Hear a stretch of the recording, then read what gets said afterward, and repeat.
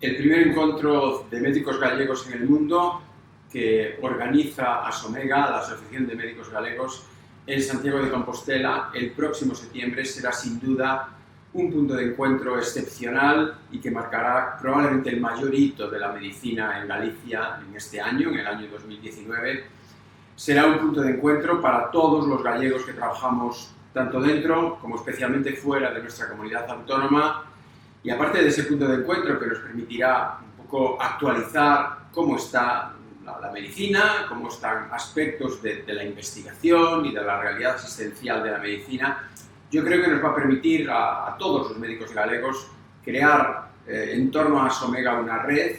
que nos permita también participar en el debate, especialmente en el debate de hacia dónde debe ir el modelo asistencial, docente e investigador de la medicina en nuestra comunidad autónoma, en Galicia. Nuestra comunidad autónoma que es de todos, trabajemos aquí en ella como trabajemos fuera. Por tanto, ese yo creo que es el principal reto de esta gran reunión, de este primer gran encuentro de médicos galegos de ASOMEGA. Por tanto, como premio ASOMEGA de este año, la 21 edición del premio ASOMEGA, agradecer a esta institución, a esta asociación de tanto prestigio que haya tomado también esta iniciativa, y como gallego, como compostelano, como